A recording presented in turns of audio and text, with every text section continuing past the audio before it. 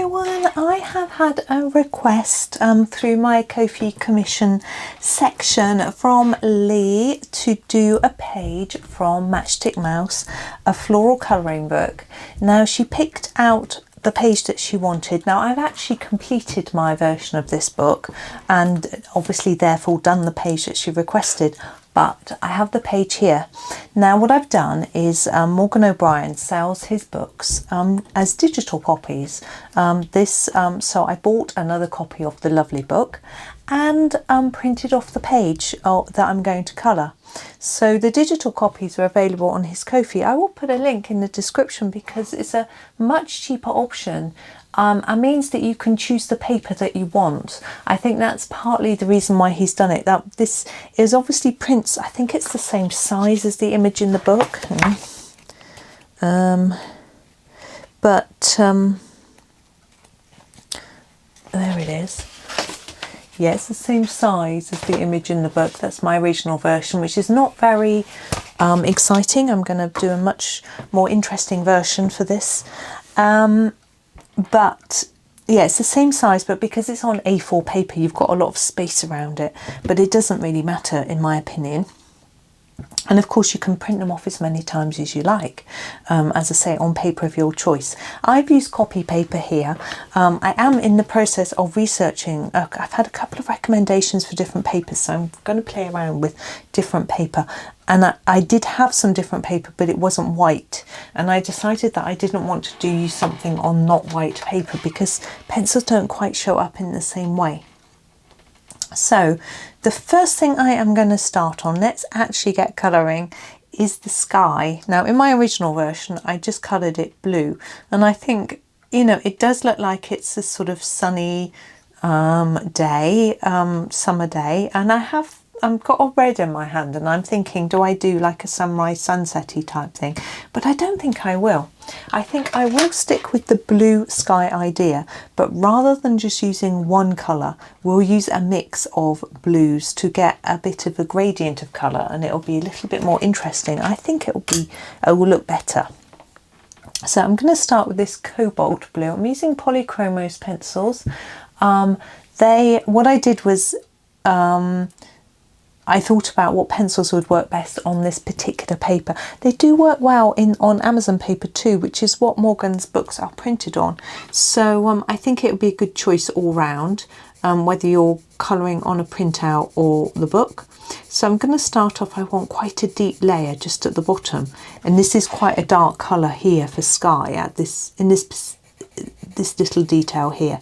But as soon as I get here, I'm going to start fading it off like that, and we'll put lighter colours in.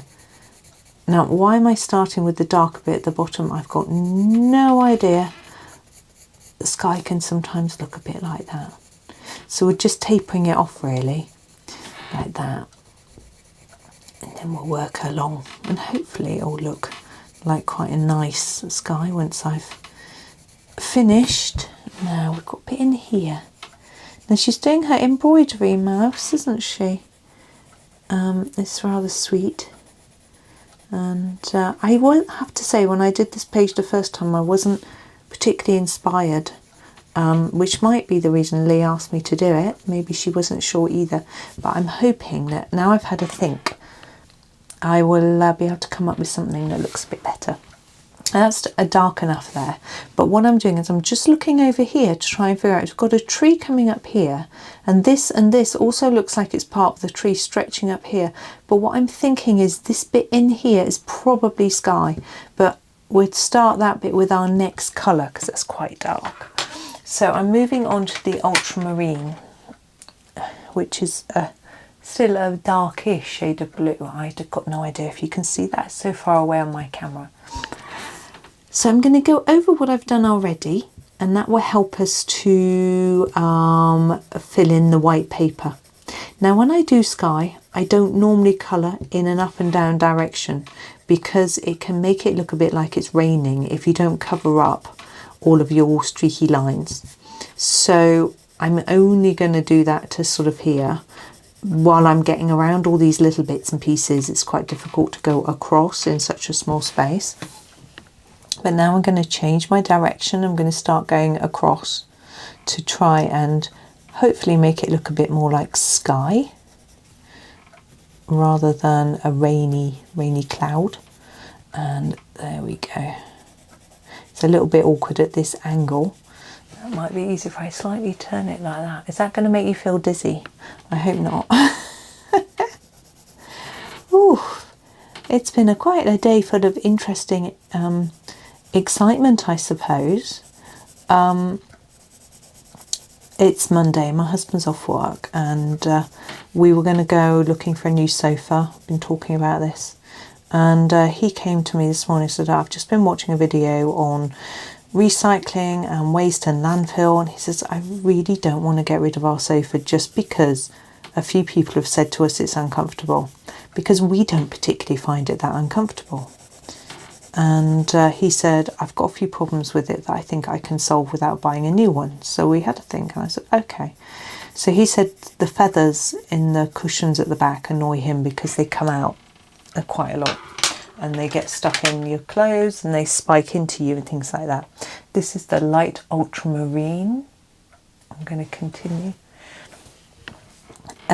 So he said he's going to get some foam to replace those cushions with a foam rather than a feather. So okay, and there's one little bit that's uncomfortable, and I've thought of a solution to make it more comfy. It's a little bit too complicated to explain, but basically it involves some foam as well to make it more comfortable. I'm going quite light here, but I'm going to layer up a little bit. And then the springs have broken a little bit in one place, and he's watched some YouTube videos which teach you how to fix them. So he's quite positive that with some pliers and some brute force and maybe putting a few screws in here and there, he can actually fix the broken spring. So I thought, okay, I was up for that. Now, the sofa itself is a little bit dirty. It's old, it's over 20 years old. So I'm going to have a little go at cleaning it better. The cushion covers come off for a wash, which is fine, and I've done that from time to time, and I will do that again just to spruce it all up once we get new cushions and everything, you know. But the part of the fabric is fixed, so you can't wash it, which is a bit of an annoyance, really, because you just can't clean that little bit. Can you see how it's starting to get lighter through? The last one we're going to do is the sky blue. Here we go, sky blue. And again, I'm going to go right over again, because although this is copy paper, it does take quite a few layers of pencil, and it's fairly toothy, so meaning you can get quite a few layers in there, and it shows quite a lot of white through, which is okay a little bit higher up, but I do want to get rid of it down here so we can really see the contrast between the different colours. So anyway, we have this solution. So we're going to try all these things, and our family will be disappointed because they really want us to get a new one, which is fair enough. But they don't visit that often, once every 3 months or so. You know, it's like, you know, my husband was saying, you know, it's going to be thousands of pounds, and we've done so much searching, and it's been so stressful, and the one we found that we really wanted, that we were going to get, the company has gone out of business.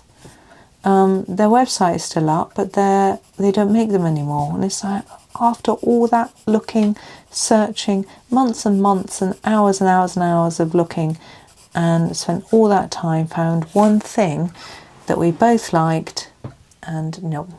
Now I'm just trying to work out what's going on here, because we've got a cloud here, but that's a leaf obviously, and that's the hat, but where does the sky end, the cloud begin, the tree end? I think ooh, I'm thinking, see that line there of tree, does it go across there, and then is that all cloud? I think I'm going to imagine that, so I'm not going to put any more sky there. So I'm just going to go over bits of sky that I think could do with a little bit of going over, might need a bit of neatening up, that sort of thing. And I will soon turn her back so she's the right way up. There we go. So rather than just having the plain sky that I had in the last version, we've got a bit more of a gradient of colour. So it still looks like we're in quite a summery day, sitting outside doing our embroidery, but we've got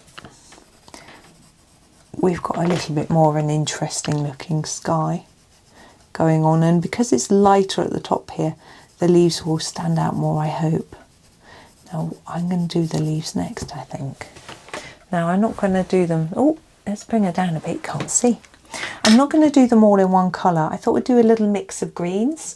Again, summery colours, but I'm thinking I need some colours for the grass as well, so I want to use the grass green for the grass, really.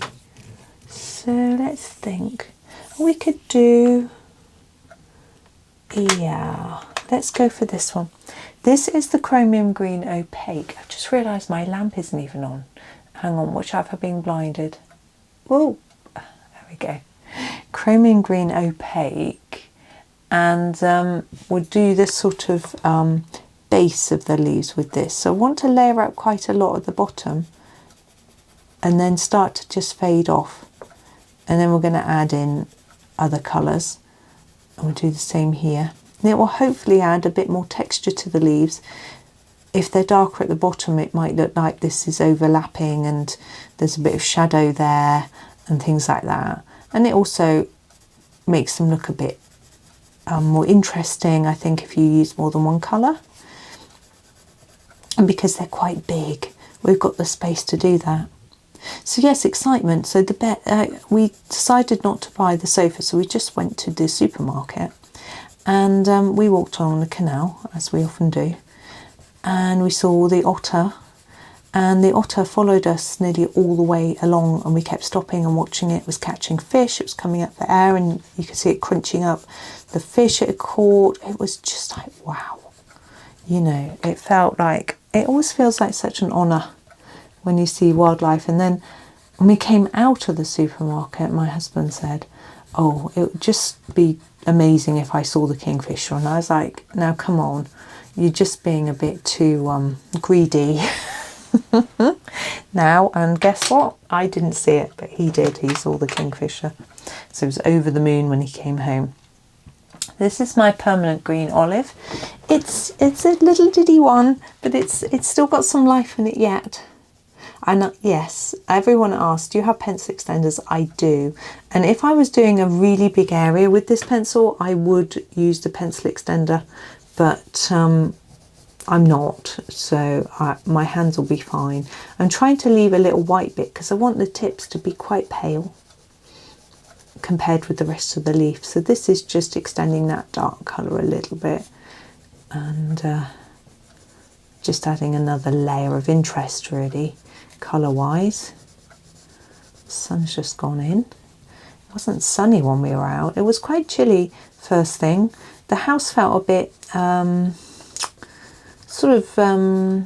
I don't know what the word I'm looking for is, stuffy, that's it, when I got up. So I opened up doors and windows, and it very quickly felt quite cool, so I closed them again. And the sun's now out, but it's not going to get too hot now. I think our heat wave has passed, and it's a lot cooler, which is nice. Well, I'm enjoying it, that's for sure. Earth green yellowish. I also saw one of my boys' old primary school teachers. She said she was just retiring. She said she felt a bit young to retire, 60 I think she said, but she said she just had enough. You know, it's such hard work, but she was a very good teacher, and the parents used to find her quite scary. She was very strict, but with the children, they blossomed. Only one of my boys was in her class, but he loved her. He blossomed. She looked after him enough without mollycoddling him, so it sort of gave him more confidence, and you know, and he just really did very well. in her class. My other son didn't get to be in her class because they got split up. There were 3.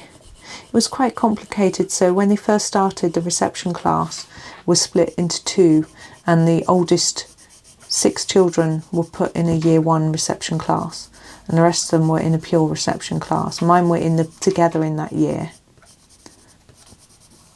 And I'm just going to emphasise the tips of the leaves with a little bit of light green yellow, cadmium yellow lemon actually. I don't know if it's going to show up very much, but I just feel like I want to make them look a little bit more vibrant. To my eye, I think it's working and making a difference. I don't know how much the camera is actually picking up, but you can see what I'm doing, just putting it on the tips. I'm actually putting it down quite hard. Now I'm pressing quite hard, but I'm only using a piece of paper with some other papers and books underneath. So I can do that. If you're in a book, you need to be a little bit careful if you're pressing too hard in case you spoil your pictures that are underneath. I haven't got any pictures underneath this, so I'm okay. So once they moved up to year 1, which was the next year of school, there were 3 classes which had year 1 children in the reception year 1 class, and there were 2 year 1-2 classes, and my one son went into her class, which was a year 1-2. My other son went into the year 1 reception class, and their friend went into the other year 1-2 class because the reception class teacher wanted to split them all up because she thought it would do them good to all branch out and have new friends, because they used to all play together quite a lot. Me and the other person's parent was a little bit concerned, brown ochre, and a little bit miffed about that decision, but actually it turned out perfectly fine. They all did fine. You know how it is. Teachers do know. I mean, you think you know what your children are like and what they need, but when they're in school, they aren't. It's not like they're at home. They behave differently. So you just have to go with what the teachers know. They've been teaching for so long. I was so worried about them being split up, and they did fine. And then they were split up again in secondary school, and they were fine as well. But, you know, I remember being split up from my sister, now being a twin as well. You sort of feel what it's like, but of course I was an identical twin, and it made a big difference, I think.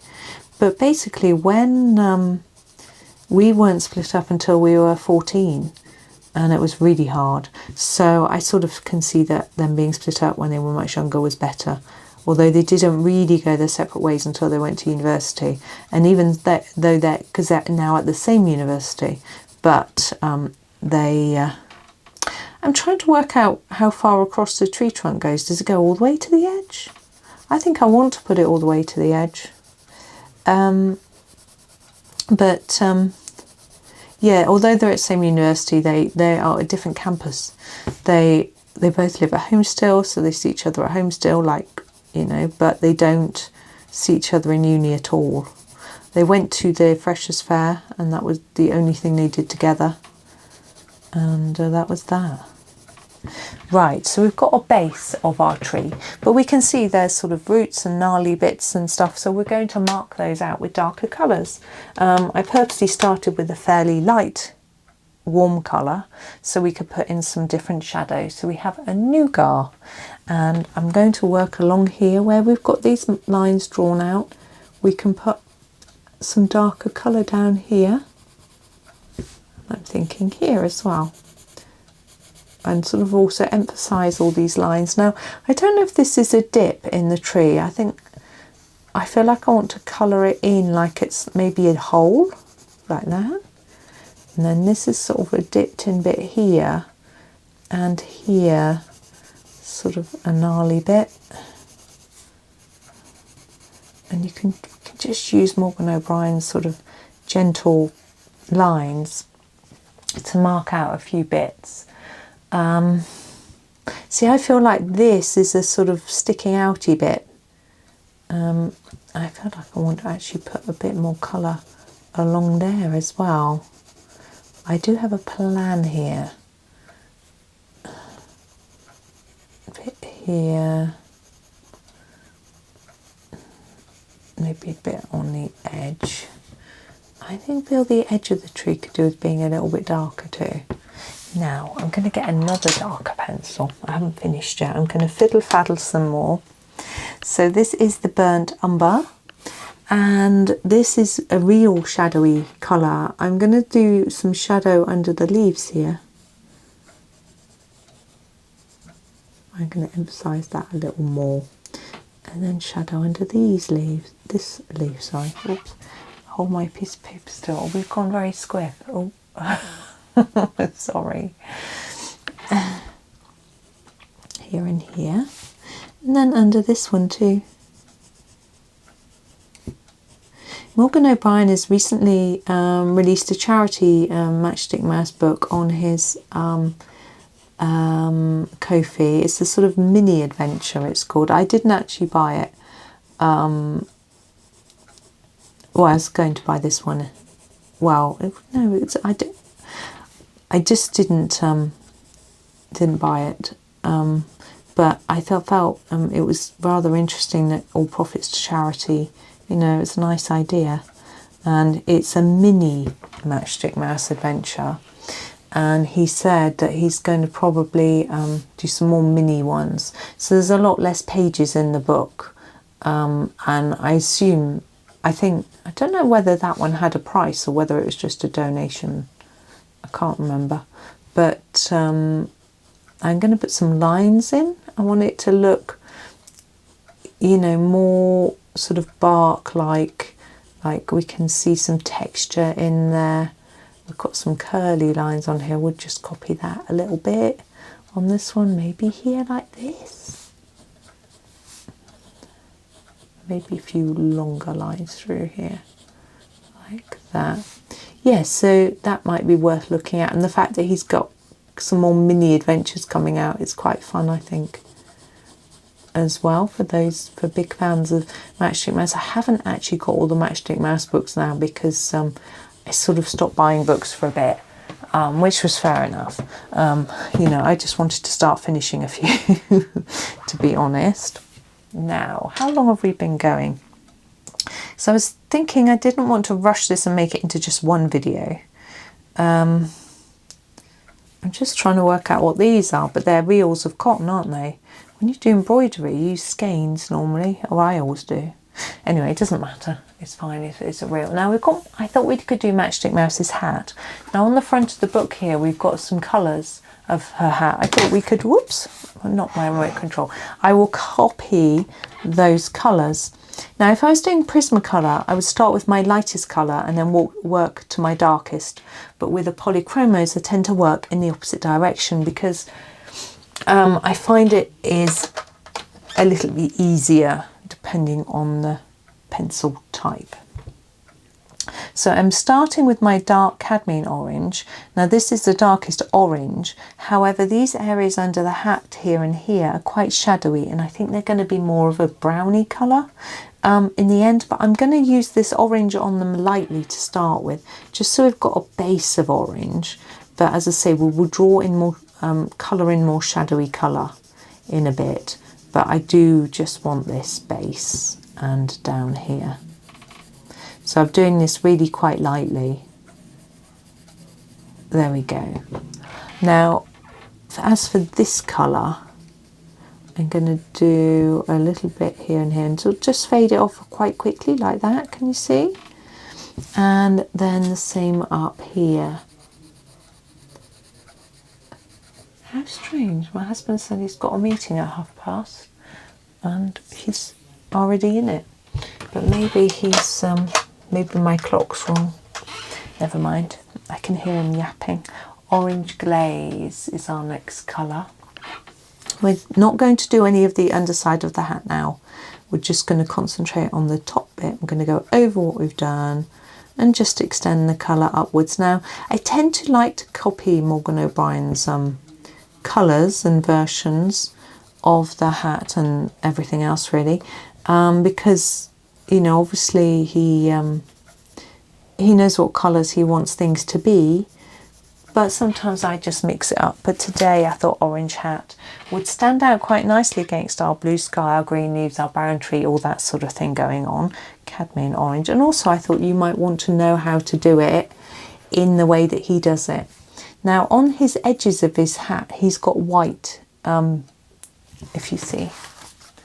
Can you see there's white? What he does is he digitally colours this, and then he can put a white line across. Now we can put a white line in any of this with pen, because they're using Polychromos, they won't bleed into the white pen, so I can use white pen if I want to do that, if I want to go that route. I may not. I will, oh, I've gone over the line. Sometimes I do use the white pen idea and sometimes I don't. I feel like the white pen looks more like it's done in marker. I don't know why I think that. I'm just going to grab my eraser to just take that away. There we go. Okay, now we're going to go to a lighter colour. I think this is a yellow. Yes, dark chrome yellow. Now all the colours that I've used will be listed in the description, so you can go and take a little look if you're struggling to quite hear what I'm saying, or following along. I always find it's nice to get the colours out first, and then they're easier to grab at if you're following along. There we go. I'm just layering this up quite a bit because we're nearly at the end. Yeah, I think I'm going to take that all the way to the end actually. If you make it quite intense, then if you want to put white pen on top of it, it will show up more. If you leave lots of white paper, the white pen almost feels like it dissolves into the paper. It's really odd, but it is just the nature of the how it works.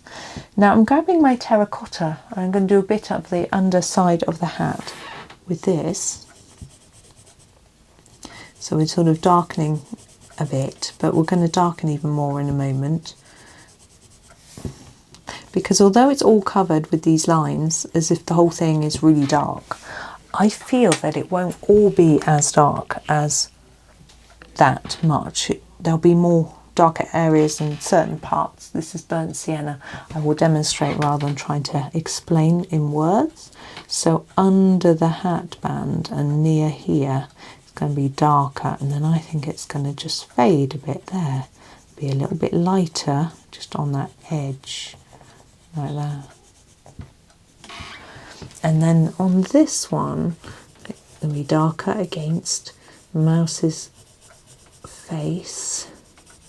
And then sort of fade here, maybe under there, and a bit less here. Okay, now I'm going to go darker again. Yeah, I think I'm going to use this walnut brown just for a few really dark bits. So really tucked into this corner here, a bit more, and then here. This sort of corner a little bit more, and then I'm going to go back to my terracotta and just yeah, just finish it off really. Put another layer of blend it all up. So there is her hat. And I'm saying her, Matchstick Mouse is a female witch, in case you don't know her story. So there we are. Now, just having a look to make sure that cloud up there really does make sense. I think it does. I'm also wondering where some of my pencils are because I can't find them. It's like there. Yeah, right, no, that's okay, sorry about that. Now, how are we doing? We've done half an hour. I feel like I want to stop there and then come back and do more tomorrow, because I don't want to feel like I'm rushing it and you know, trying to get it done in a certain amount of time. So I'm going to actually, yes, definitely finish here and then do the rest of it tomorrow. It'll give you time to rewatch it and follow along if that's how you do it, or you know, colour one of the other pictures in the book. Don't know. Now I do have a flip through of my completed book if you want to have a little look at that for more inspiration. So go and you can find that on my channel as well. I'll try to remember to put a link to it actually. But for now, I'll say thank you for watching. I hope you enjoyed the rest of your day, and thank you to Lee for picking the page, because I'm really enjoying colouring it, even though I've already coloured it. I think this one's going to look a lot better than my last attempt. But anyway, thank you for watching. Have a super day and happy colouring.